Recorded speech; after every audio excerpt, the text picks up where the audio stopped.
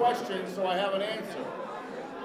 All right, we need just a couple of octaves down so I can make a nice announcement about the evening. We're going to start our program very, very, very soon. So everybody kind of like cozy up to anyone, because we're not strangers in this room. We're all family. We're all part of this great organization. So we'll start in about 8 minutes.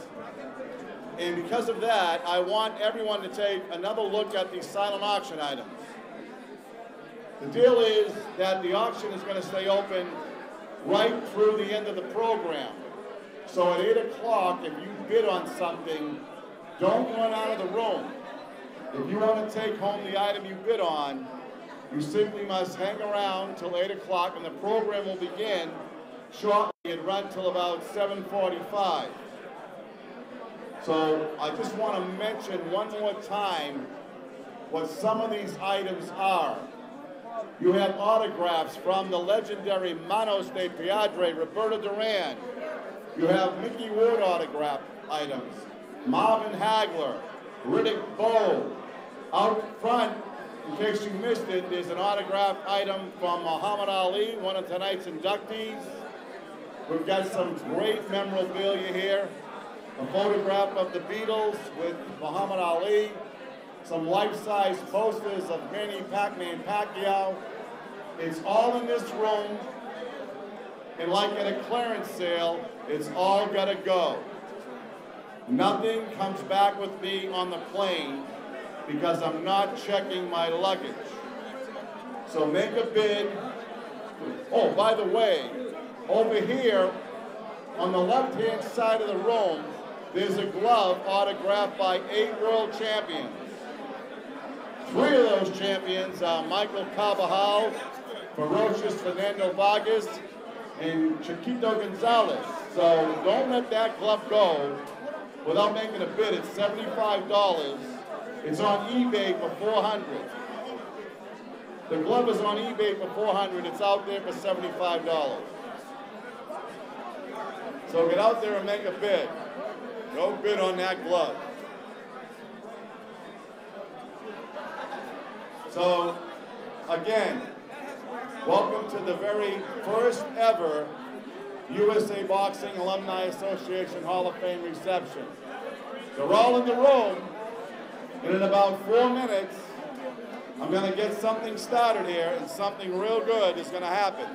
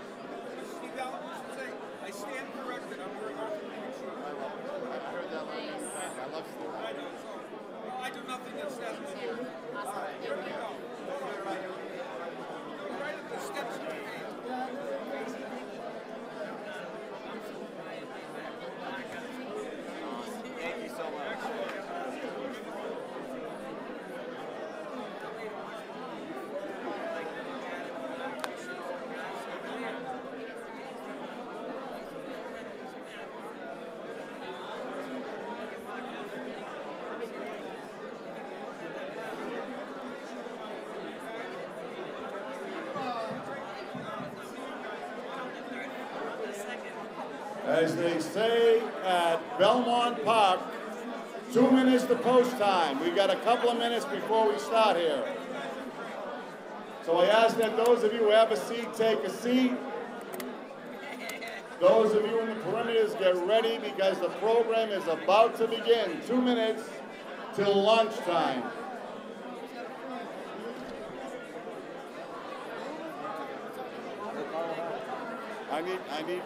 Forget about him, he's a deadbeat. Can you go out and see Nicole? You know who Nicole is? Yeah. Ask her where Nico Ali is. Ask her where Ali's grandson is.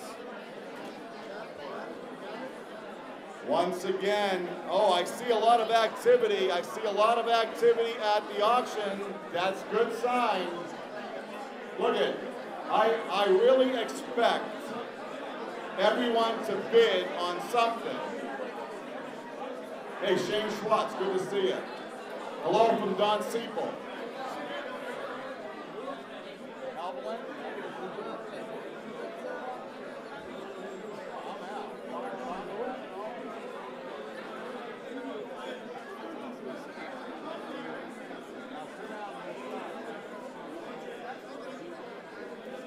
Once again, She said you were Chris Krugelogly. He's in here. He's sitting at a table. I think that's him right there. Is that him, this kid? Oh, where? Sitting straight in front of you. I have no idea. Somebody has to identify the person. Chris Kruglieri to the front. Hey, when's that auction going to kick off? It's on. No, I know. I write my name. Yeah. It'll end at 8 o'clock. Oh, it'll end at 8. And don't go anywhere, because if you win, you win. Okay. Oh, I just had a question from one of our guests. He asked again, when does the auction start? It's already started. When does it end? As soon as the program is over. We have 3 people that will man each table. We're taking cash. We're taking credit cards. And we're taking your word that you'll pay us. Gold chains, anything in exchange.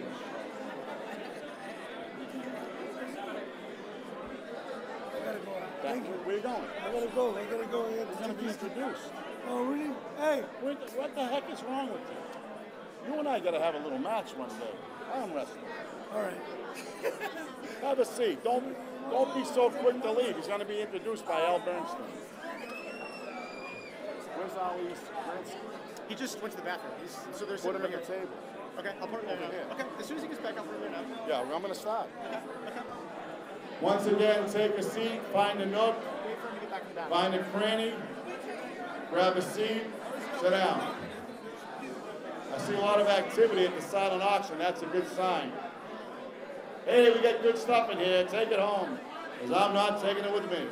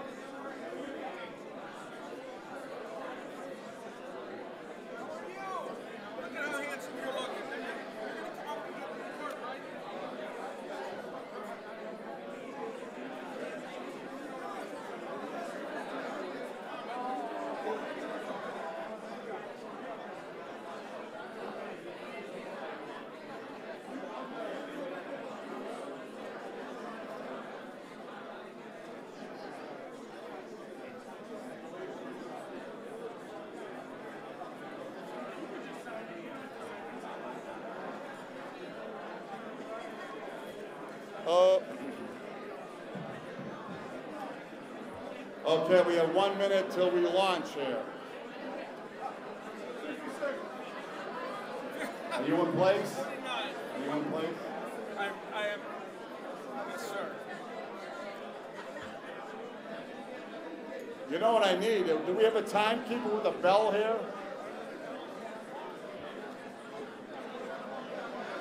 All right, close the doors. Let no one else in.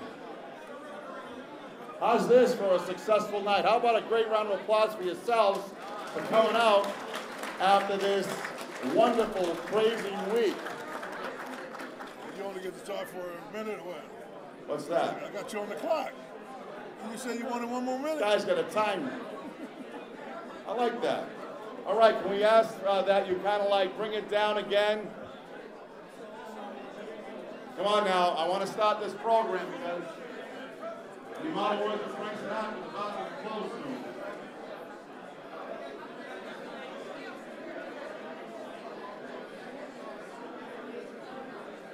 Hey, Al, this is a tough room, I'll tell you. This is like playing Secaucus, New Jersey. Come on, everybody, let's bring it down a few octaves. We have people that have things to say. Battle boy, BJ, give me the big show. BJ Flores, listen to this.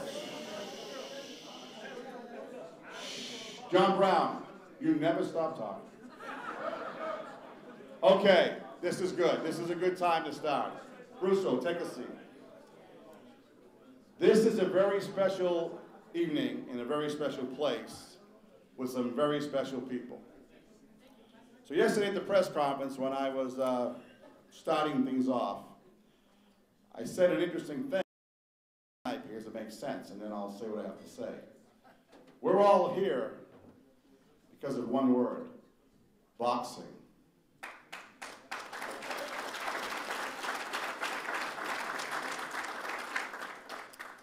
If you take a look at the screens, Chris Cuglieri, our phenomenal addition to our team, came up with this idea of connecting generations of champions. What's been going on here all week is we're building the next generations of champions. So you can see how this is all tied together. Everyone in this room is special. You have gold medalists, silver medalists, bronze medalists, coaches, referees, judges, administrators, doctors, presidents of all the organizations. But the one thing that bonds us together is that we're all volunteers. We're all here tied together with a connective tissue that really plays out tonight. Because you've been boxing all week and you aspire to be the greatest. But everyone in this room is special. So I want to start it off by saying you can only do what you do and do it right when you have special people. And everyone is special. This gentleman I'm about to introduce to you is truly incredibly special. There have been great boxing commentators. There have been great boxing colormen. But in my generation, for the past 35 years, no one in boxing has exemplified the true passion of what an analyst and colorman does than the man I'm about to introduce. Whether it was ESPN, Showtime, or any network he was on, whether he called a fight or they gave a comment, Al Bernstein, in my opinion, is the voice of boxing for our generation. And he came here tonight to be part of this because he knows how special this is. I want to introduce my friend, your MC for the night, Boxing Hall of Famer, Al Bernstein.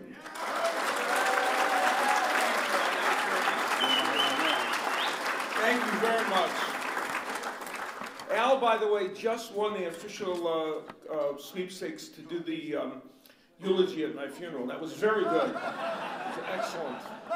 So you got the job, Al, right there. There you go.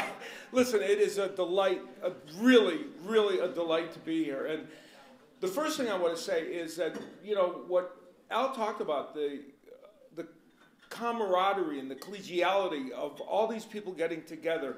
You know, last night and today, and everybody's been getting together and renewing friendships and seeing people they haven't seen for a long time, and that's what this alumni is, part of what this Alumni Association is all about. And it's really a very special thing, so I'm very delighted to be a part of it. You know, every so often I'm on a radio show where somebody's interviewing me and they say, let's talk about the state of amateur boxing. And they always focus in on, they ask questions like, how many national championships do you think, or world championships do you think will win? And if it's near the Olympics, they say, how many medals do you think will win?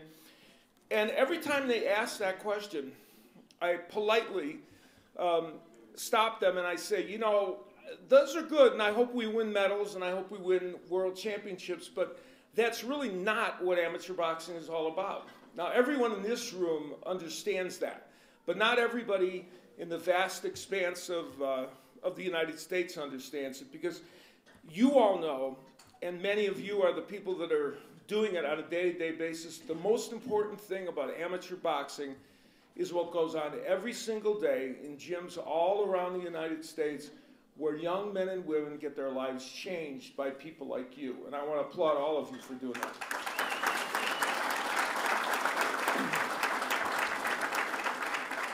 The competitions, like the great competition going on this weekend, of course, though, are great because they validate all the work that everybody does in the gym, and it gives these youngsters a chance to get recognition. So it's very important, to be sure, but all the rest that you do is really the vital part. Now tonight, we're going to honor some, in addition to this being the first meeting of the first event for the Alumni Association, of course, as you all know, this is also, there will be an induction to the Hall of Fame for the Alumni Association, and we're going to be honoring some fantastic people as the evening goes on.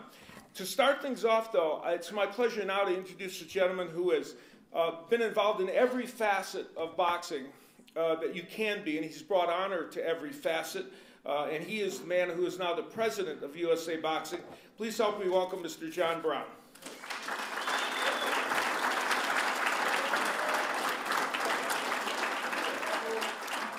Thank you, Al.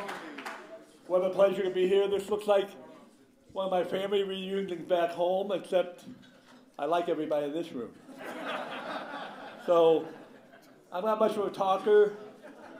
We're making great strides in USA Boxing because we've got such passionate people.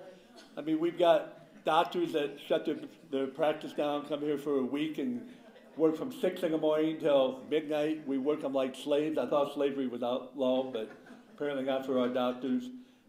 Great people. We've got our coaches who are the backbone of our organization. Of course, we've got our boxers that make our program work. We've got our administrators. We got a great staff at USA Boxing. And this is something we dreamed about for 30 years. Let's have a boxing alumni association because we all speak the same language. As Al said, we all speak boxing. So it's great to be here. I've known Tom Coulter for 30 years, Roosevelt Sanders for probably 40 years. Great people, and it's great that we can honor them, and I appreciate all of you coming. Thank you very much. Thank you, John. We have in this room, now to make this an alumni association like this work, you have to find somebody who is passionate and who is creative and who has the will to do the job the right way. And USA Boxing has found just such a person to be its director of this alumni association. He's a Notre Dame business graduate, and also importantly, he has been a boxing coach. Let's welcome Chris Cugliari. There you go, Chris. Like John, I'm going to keep this short as well, but again, my name is Chris Cugliari, and I really want to thank all of you for coming out this evening to help celebrate the launch of this USA Boxing Alumni Association.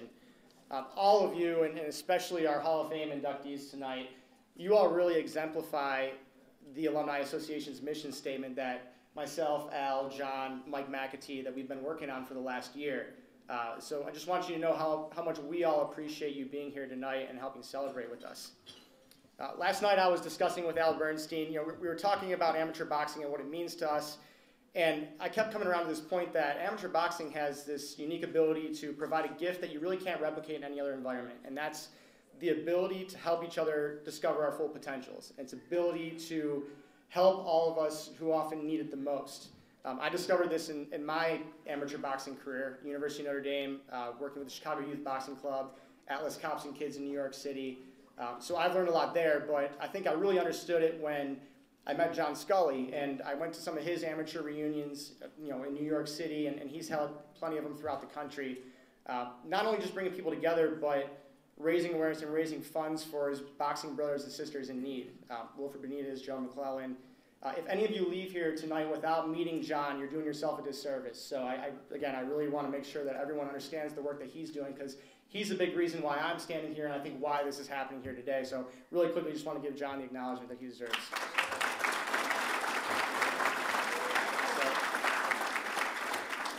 And, you know, John's spirit and the spirit of Al and all of you here, quite frankly, this is what drove the formation of the Alumni Association.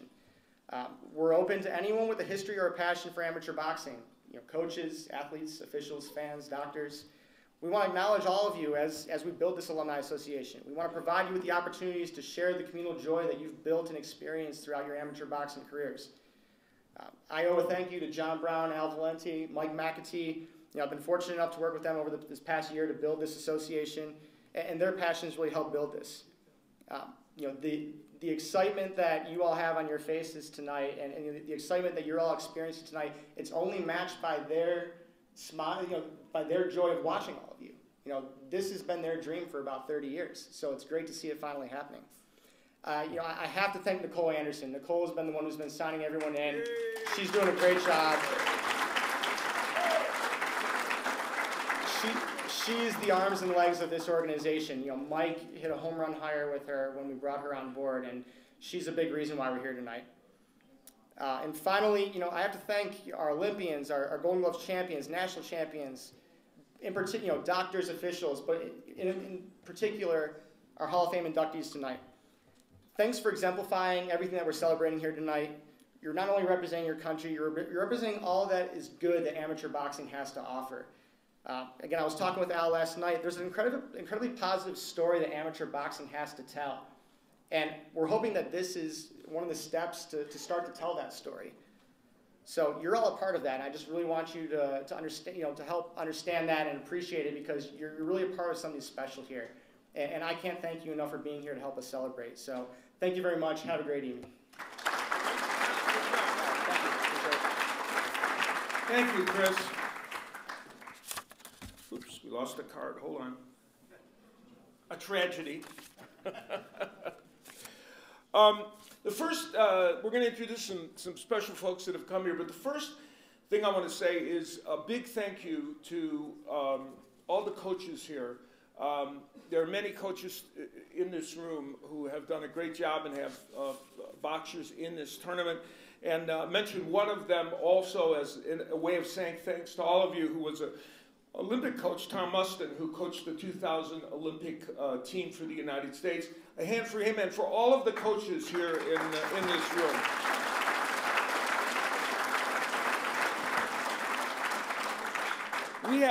We have a star-studded group in this room. First, a gentleman who is one of the best referees that I have ever had the privilege of seeing in all the years I've been broadcasting. He's a member of the International Boxing Hall of Fame. Mr. Steve Smogers is here.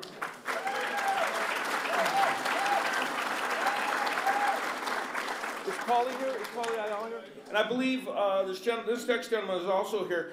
He had a 34-3 amateur record that led him to a professional career that included championships in 2 different weight classes. His fights with Johnny Tapia were classic battles. And he's had a foundation that's helped young boxers as well. Paulie Ayala. Is Paulie here? There you are. Hi, Paulie. How are you? I didn't see you back there. And this gentleman was a national Golden Gloves champion in the light heavyweight division, a champion, national champion as a heavyweight. And he went on to a pro career that was excellent. And now he is, in my estimation, one of the best broadcasters in the sport of boxing. BJ Flores. Where's BJ? Hey, BJ, how are you? This gentleman was already introduced, but he'll get a second introduction. He won 3 straight New England Golden Glove titles. He won the Eastern Olympic trials and a host of other amateur tournaments. Went on to have an excellent professional career in which I was privileged to announce a number of his fights, and he even said that I once said something nice about him, which is good, right? Maybe even twice, you know. He's also now a superb trainer in the professional ranks, and of course helps amateurs as well. The Iceman, John Scully.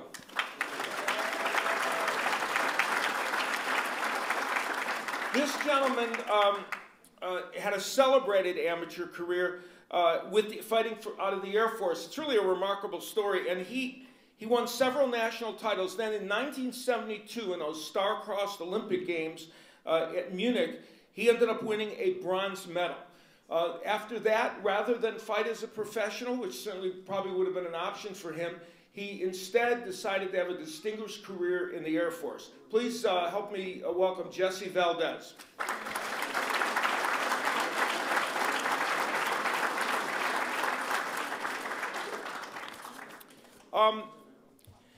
Another good friend of mine who I had the honor of calling a lot of his fights as well, he was a three-time New England Golden Glove champ. And as a pro, he gave us the legendary trilogy of his fights with Arturo Gatti, which no one can forget. And he now works with young boxers as well. He has become a great ambassador for the sport, and he is truly one of the good guys in boxing, Mr. Micky Ward.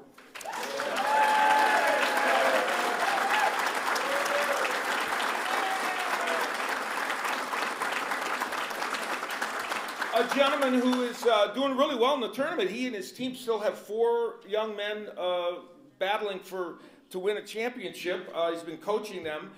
His amateur career, he won 100 matches and lost only 5.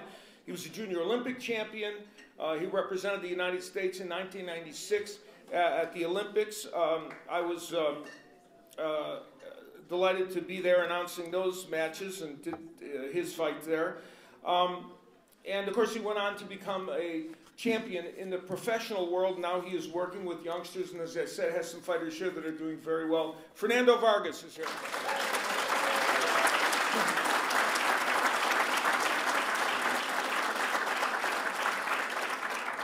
This next man, a very good friend of mine who had a brilliant amateur career. He was a 3-time United States champ.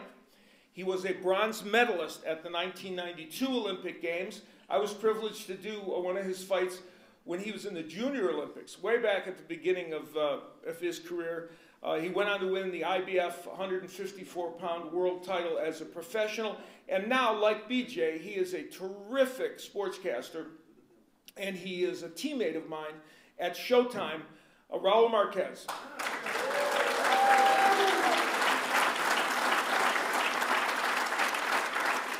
And by the way, I'll use that as a segue to say that I'm proud of the folks I work for at Showtime for providing so much help here at this event. I'm really happy that they've stepped up. So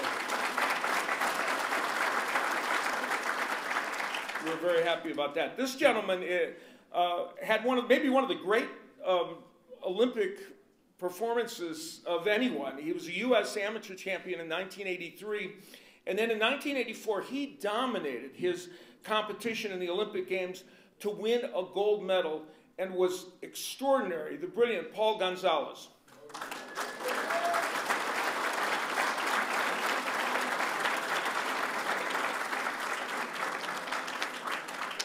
This gentleman was a National Golden Gloves light heavyweight champ. He went on to win the silver medal in the 1984 Olympic Games. And then he also went on to win titles as a professional. He was a spectacular professional. And now he coaches young fighters and has fighters here at this competition. He's a wonderful, wonderful guy and a great ambassador for boxing, Mr. Virgil Hill.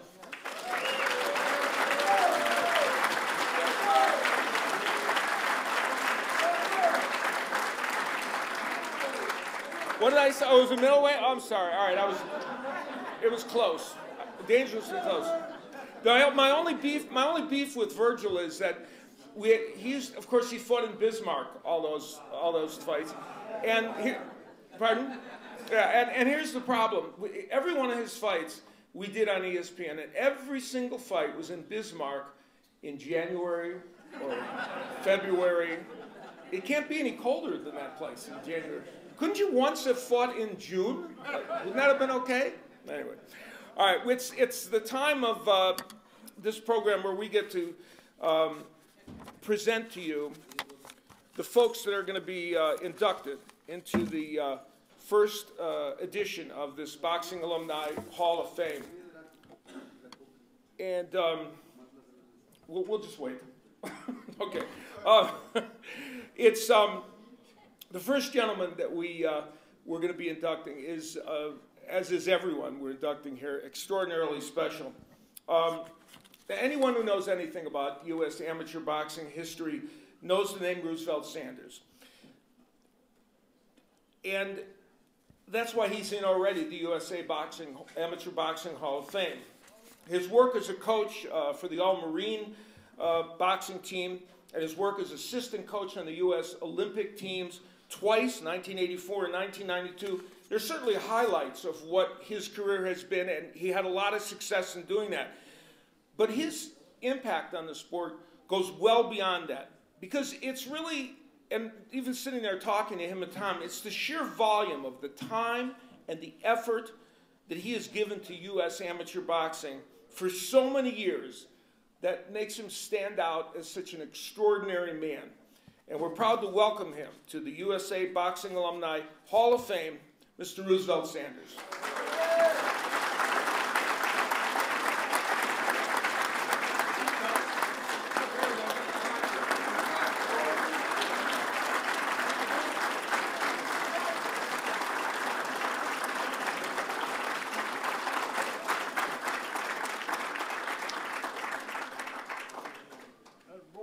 That's why I was doing. Now, I want to say a few words before we move on. I want to thank the Lord Jesus Christ. Jesus Christ made it possible for me to be standing here this evening. I want to thank all the athletes that I had involvement with throughout the years, and some of them right here now. I want to thank you guys, man. You did it, and I appreciate it, and it's been wonderful. And I just can't thank you enough. Amen.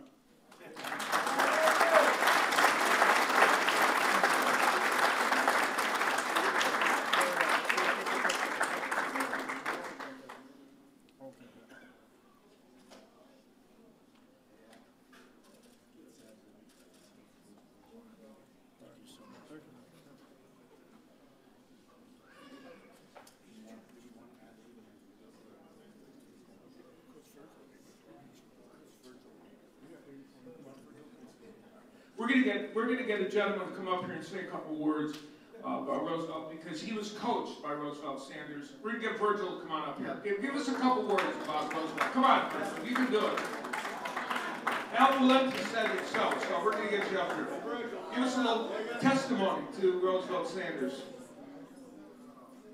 See, now I'm getting back at you for all those cold nights in Bismarck, North Dakota. Come on up here. Tell us about your coach. Thank you, and I wasn't expecting to do this because I asked Al if I had to speak or anything. He said no. So, Of course he tricked you. but for this man, he was, I was a kid from North Dakota, and I didn't have a lot of confidence in myself. And Paul Gonzalez and the new guys on the team were myself, Henry Tillman, and Evander Holyfield. Everybody else were world champions already. And coming out of there from North Dakota and stuff, I didn't have a lot of confidence in myself. And what this man gave me, I carried through my whole career. And he was he inspired me to go on and do bigger and better things because I didn't have a lot of confidence. And he said, came to me. Pat Nappy didn't like me a whole lot because he was from New York.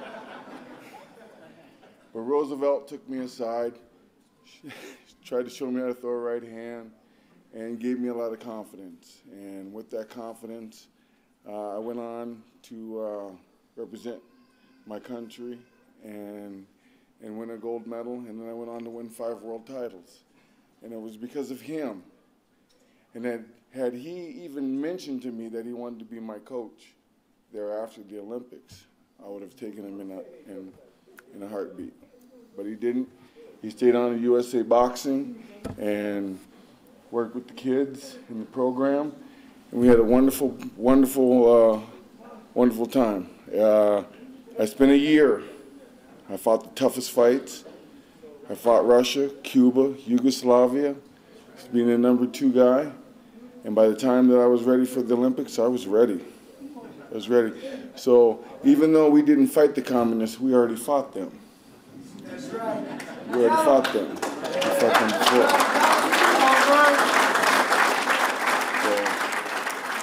So that's their bad and our good. So again, what he taught me and what he gave me, he inspired me and he gave me hope. And I took that throughout my career, and here I am now. So God bless you and thank you. You deserve to be here. Thank you.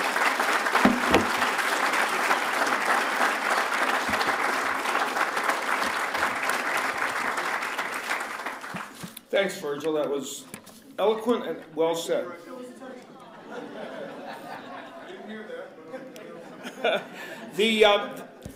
Our next inductee, Tom Coulter, has excelled at every level of amateur boxing. He was a national boxing champion at Syracuse University, and he had great success coaching the Army team. He coached the 1988 U.S. Olympic team where they won 8 medals, excuse me, and then was assistant on the 96 team where 6 bronze medals were won. I was there announcing that, and that was a very well-coached team that really performed very, very well. And I always say that if those Olympics had been held 5 or 6 months later, at the rate those guys were improving, they would have won gold and silver medals, as well as those bronze. Tom once told an interviewer that he thought it was the people he had met and the experiences he had had in amateur boxing that really enriched his life the most. And while that may be true for him, that other people and other experiences enriched him, the fact of the matter is all the boxers and all the people that came in contact with him were the people that truly got enriched. All the young people that he coached, and many of them, when you look at articles and interviews, have called him a great man. And much as Virgil lauded Roosevelt for what he did for him, that is what Tom has done for so many young men and now young women as well. And it's as much for that as all his success in winning medals and coaching well and getting wins that he's being inducted into the USA Boxing Alumni Hall of Fame. Please help me welcome Tom Coulter.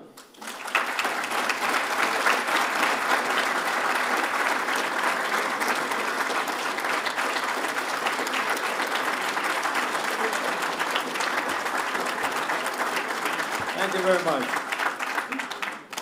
It's fun, amazing how you meet people. I met somebody out in the hall who said, I saw you box over the years. You were really fast. I said, well, fear will do that. I wasn't a boxer when I started. I went to Syracuse University on a scholarship as a cross-country runner, made All-American cross-country, and we won the national championship in 1951. And then the coach had a spot on his team that he needed to fill in boxing. And they said I wouldn't lose my scholarship, I would box. So with a crazy thought, I boxed and lost 9 straight bouts. No, you'd be surprised what you learn in 9 straight losses. But after that, I went into service, and when I came out, I boxed again and lost 1 bout in 3 years. So it shows that losing in life sometimes becomes a good feature. And just coming, I have to thank USA Boxing for this honor, because without them, I never would have had the opportunity to work all comers camps, certified boxers, work in the Pan American Olympic teams, and work with 2 Olympic teams. So I've had more experience through USA Boxing than most have even watched. I'm completing now my 66th year in amateur boxing, and we're still going.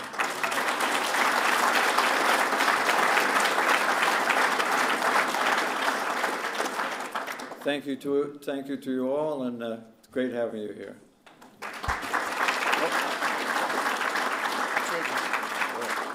And my name is in the ring. I can't believe that. It should be hanging off the side.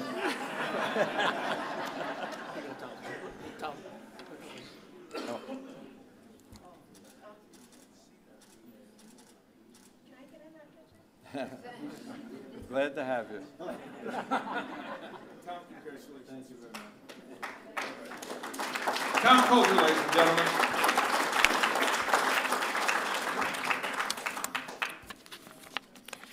We have two more great men to honor.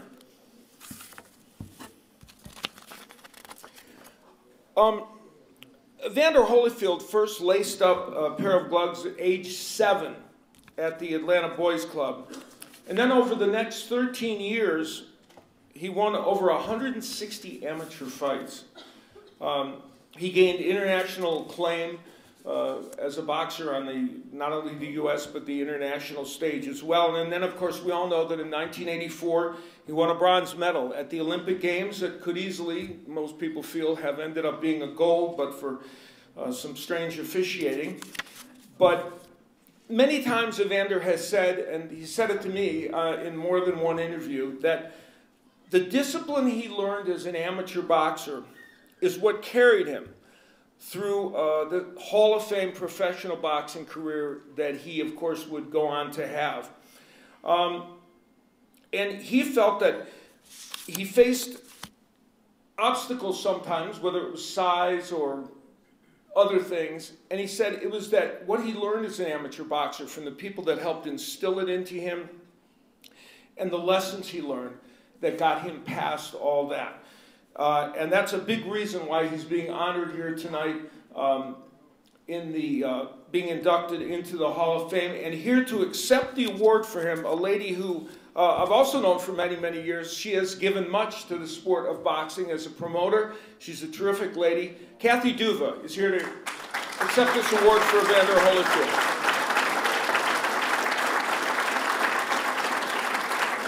Thank you, Al. Thank you. Hello, everyone. As Al just mentioned, it was my honor and pleasure to be involved with Evander during the second part of his boxing life as a professional. I didn't meet him until the very tail end of his amateur career at the 1984 Olympics, where he was, as Al said, a member of perhaps the most decorated and accomplished Olympic team in the history of USA amateur boxing. I think it is kind of appropriate that Evander is going to be the first member of that team, because I have a feeling all of them are going to end up in your Hall of Fame. But I'm going to tell you why I think it's appropriate. Al alluded to what happened to Evander at those Olympics. You know, he was disqualified by a Yugoslavian referee, and it just so happened that Anton Rostropovic, I'll never forget this, the Yugoslavian fighter, won the gold medal on a walkover. And probably just coincidental, right? It's communist, Virgil, you're right. But anyway, my most vivid memory of those '84 Olympics so long ago was I had a seat. We were in the LA Forum, I guess. We were looking. I could see down through the bleachers to the entryway where the fighters were coming out. And as Pernell Whitaker and Mark Breland and Virgil and Meldrick Taylor, thank you, I promoted him too. Punchier than the fighters sometimes. But you know, as each one of them walked out to collect their medals, I saw this young man, Evander, who I'd never met before, waiting and shaking each one of their hands as they came back after they had their gold medals. And all I could think is, like, here's this young man, he's in his early 20s. He has just suffered what we can only call a tragedy when it comes to his career. And he had the dignity, he had the class, he had the maturity to stand there and be happy for his friends rather than focus on why he wasn't happy, what had happened to him. He may be the most strong-willed person I have ever known in my life, and I will never forget the day that I told my crying daughter, who was about 4 years old and very upset because her sister, who was 2 years older, was about to dance a solo in the recital. And she was upset because she said she'd never be as good as her sister because her sister was so much bigger. And so I told her the story of the littlest heavyweight and how he became champion of the world. And how he said it's not the size of the man, but the size of the heart that's in the man that matters. And I think that as I said, it was one of the great privileges of my life to have some small part in his professional career, to be there the night that he showed such dignity, that I learned from this young man that I hadn't even had the chance to meet yet, like what it is to truly be a great human being. And to be there the night that he won the professional heavyweight title, one of the happiest nights of my life. When my same daughter said earlier the next day, "Mommy, why do you and Daddy keep smiling?" But he made a lot of us smile. He had a great career, and I am thrilled to have been asked to accept this award on his behalf. Thank you. Thank you very much.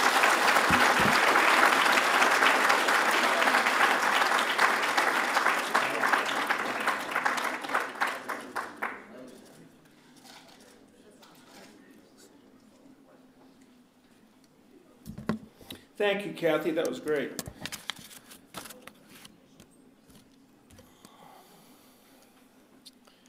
Possibly the most synonymous name with boxing is Muhammad Ali.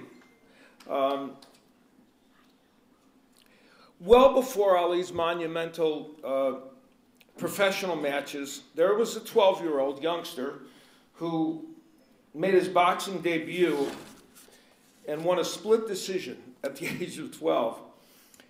That day led him to 6 straight Kentucky Golden Glove titles, 2 national Golden Glove crowns, and finally, of course, the Olympic gold medal in 1960 in the Rome Olympics. And when the Louisville police officer, Joe Martin, took that 12-year-old youngster into a boxing gym, he lit the torch for what would illuminate boxing for decades and decades. And of course, we all know the great professional triumphs that Muhammad Ali had after his great amateur career.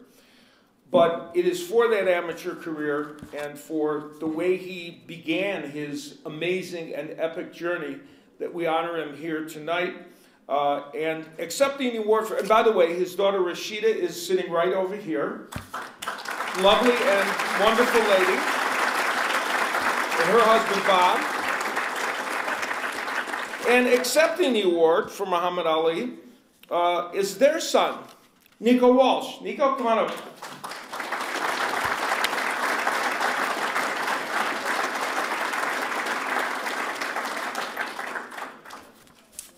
Good evening.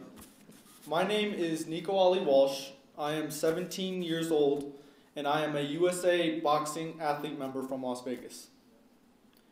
My grandfather, the greatest of all time, would be humbled and honored that I am here to accept his induction into the USA Boxing Hall of Fame. I would like to thank all the members of the USA Boxing family.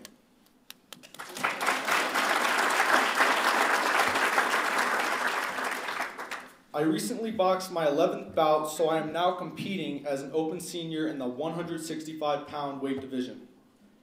This is my first USA Boxing annual membership meeting, and I'm really honored to be here in Salt Lake City.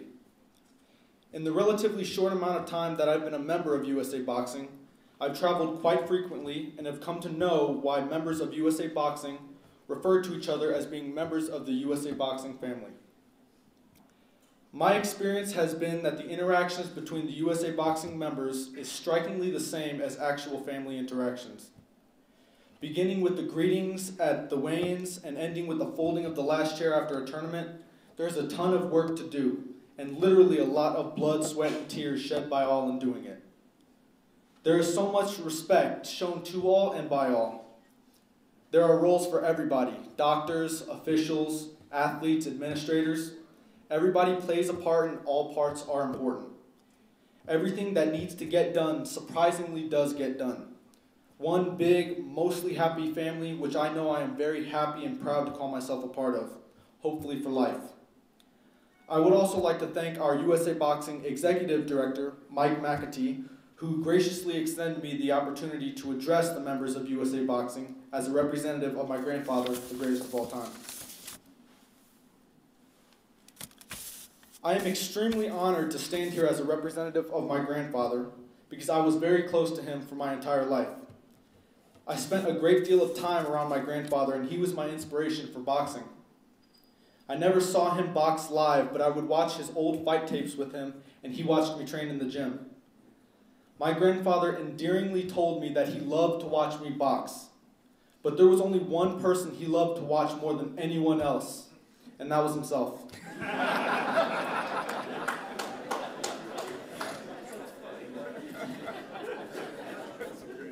Because of Parkinson's, of course, my grandfather didn't talk a whole lot, but he always would communicate with me.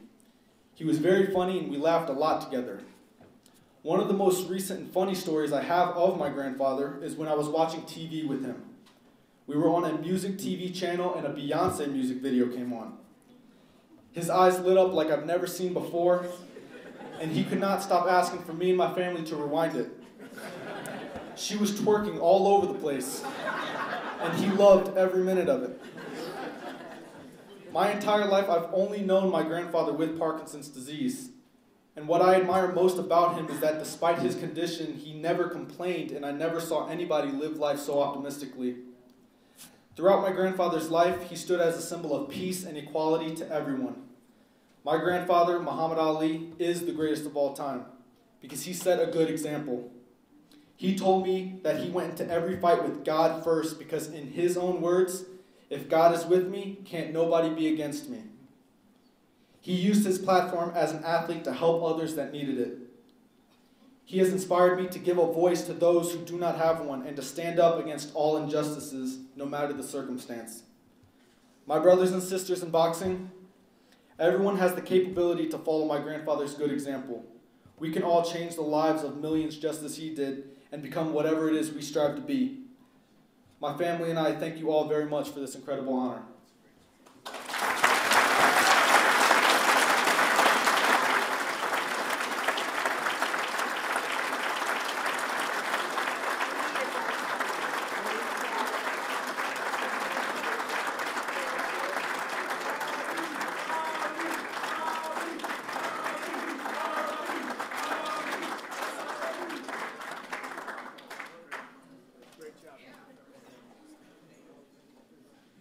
So that's a pretty poised young man, right? I think we can all agree on that. Great job. First, before I'm going to be introducing the final words from the podium, but I want to say my thanks to all of you for allowing me to come here and participate in this event. It's been a joy, and what class in this room from the people involved in all the people that have shown up, all of you that have done your great work this weekend, and all the folks that have been honored. So it's been extraordinary to be a part of it. This gentleman has been up here giving the awards, and he got a shout out from Nico.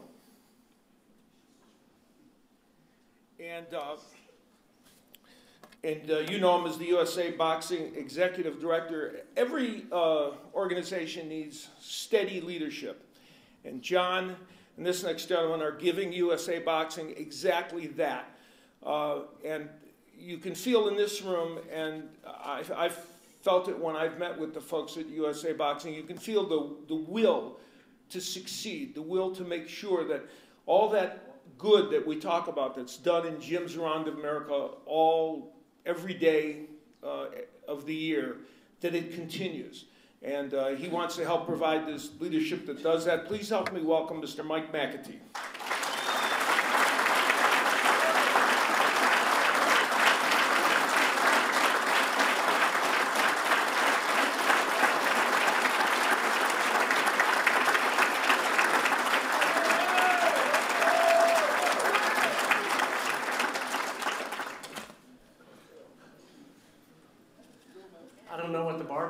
Here, but it's probably pretty big considering that.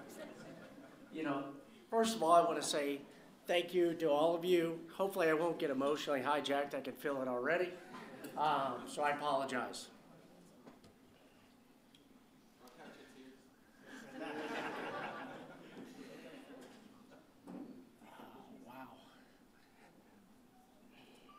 All right. here's what I'm going to say. USA Boxing and everybody in this room has contributed so much to everybody's lives. And I have been very, very fortunate to also be part of that. Like our 31,146 boxers, our 10,000 coaches and officials. Very few people can go around and think that they've had the ability to change lives, and you've all done it. Think about that. If it wasn't for the sport of boxing, a lot of things in my life I would have never done. And I wake up every morning saying, thank you, thank you, thank you. So please give yourself a big hand.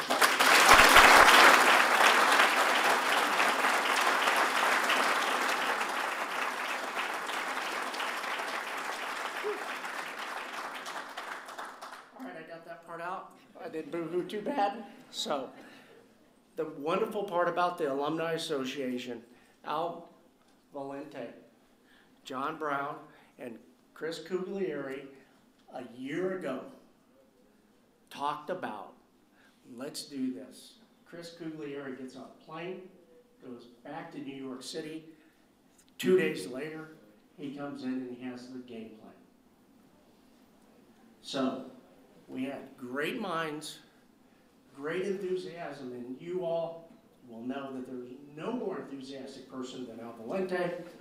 And the hard work of Chris Cuglieri has made this happen, and you all need to please give him a big round of applause.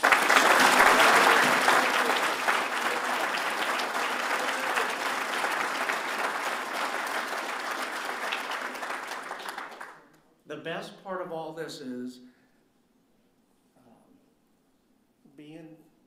I'm very honored to be the executive director of USA Boxing. I have a fantastic staff I work with every single day. Wow, I'm still getting emotional. And it's wonderful. I go to work, I have fantastic people I work with. I will tell you that one of the first things I did, I was able to go down to Camp Lejeune. I saw Roosevelt, and it was like I hadn't missed him in 20 years the last time I saw him. My old boxing teammate, Bert August, last time I saw him was 25 years to about the day last year. It was like I hadn't seen him. And I don't know if you all knew this, you know, I had a great opportunity to help train Tommy Morrison and had opportunities to meet incredible people. And last night I hadn't seen Bernstein in 20-some years, and it was like I hadn't seen him in a day. Amateur boxing, amateur Olympic style boxing, and USA Boxing all gives us the ability to touch and change lives. And I am so excited about this organization as USA Boxing. More importantly, I'm excited about our Alumni Association as we move forward over the next, hopefully 10 years when we end up in 2028 in LA again. And we're going to probably exceed, and I'm going to set the bar high. Everybody talks about 84. We're going to talk about 2028. But we can't get there without our coaches who spend hours, their own money, sacrificing time and energy. So the coaches I have in here, we all owe them a big round of applause.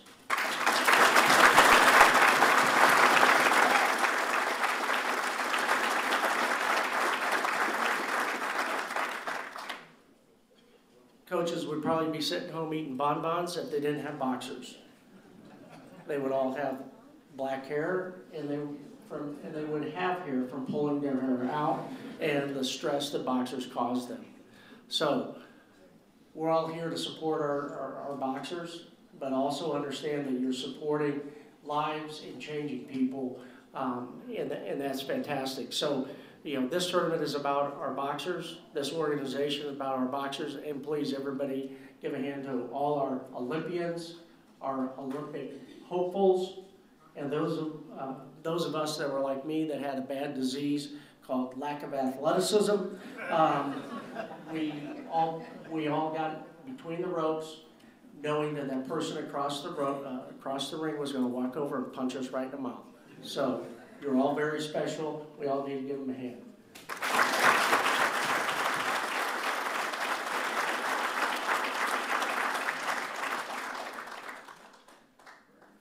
You can't have coaches, boxers without officials and doctors. It's all part of the organization, and administrators that spend hours and hours supporting our coaches, our boxers, to make this organization great.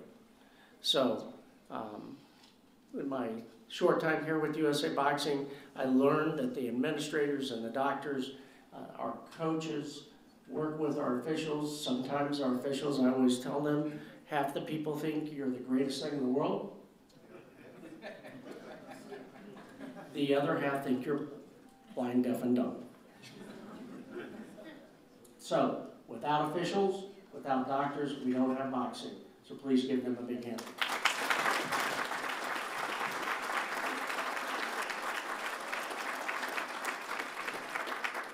Last but not least, you have to have great people. And I look forward over the next 10 years to being with you all and seeing new people. This is just the start of the Alumni Association in a short 12-month time. I can't imagine how big this room is going to be in 120 months.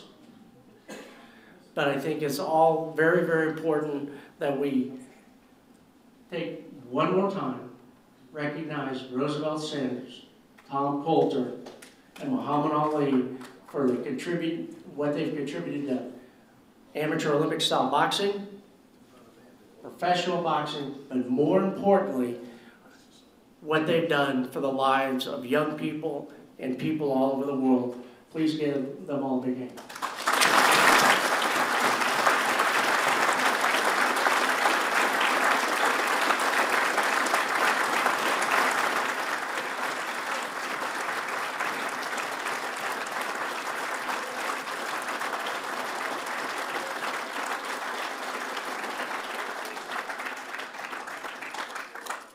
With that being said, I want to thank you all. I want to thank Al Bernstein for, Al Valente said it. I have to agree with, and I really don't like it, agreeing with Al that much. The greatest voice for boxing, and you're just super, and I see you sitting there receiving honors in the future. So with that being said, I want to thank Showtime, which really stepped forward, quite frankly, out of the blue, and fantastic that are investing in our sport. I also want to thank the Utah Athletic Commission, which has really helped us here. I want to thank the city of Salt Lake City, the state of Utah, but the people that work here. And I saved this for the last because it's so important. And if anybody bids on the Fullmer Brothers t-shirt over there, I'm going to be really unhappy. The glue of this city and a great family that an hour before we got here, we were taking down boxing rings. The Fullmer family, who is iconic when it comes to Golden Gloves, one of our best organizations within USA Boxing. Everybody needs to give a big hand to the Fullmer family.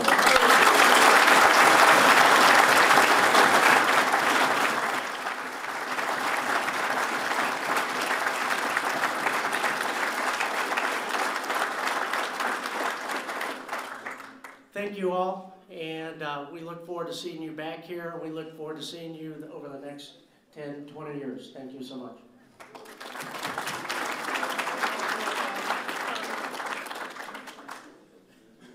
I'm back. So Mike closed it out, and I'm going to close out the silent auction by saying I'm taking nothing back on the plane to Boston. So you're going to see Chris and Joe and Brian Lawrence. Get up there and get your items. Cash up, credit card, check. Go up now. The silent auction is officially closed. And I want to thank everyone. Have a great and wonderful Christmas and holiday season. Whatever it is you do, just remember, we are family.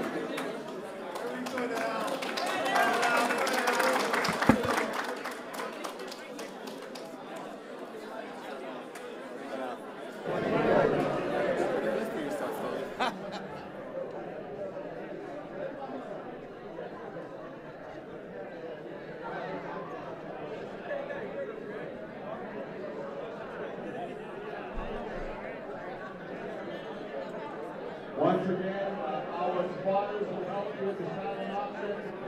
The Roberts Morales to Brian Lawrence, Joe Gordon, on Nick. I give you guys Chris, Clay Future. Go over there and close out the silent auction, please.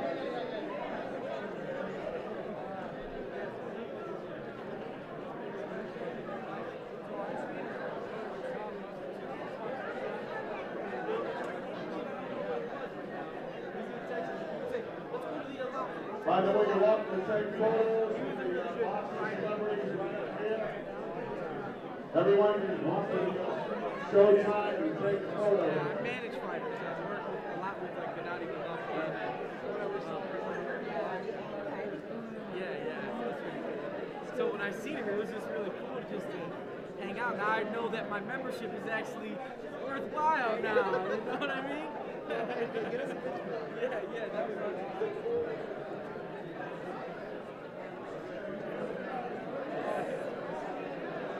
All right, we're doing the silent auction.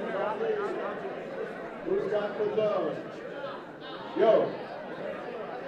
What is it? Man up.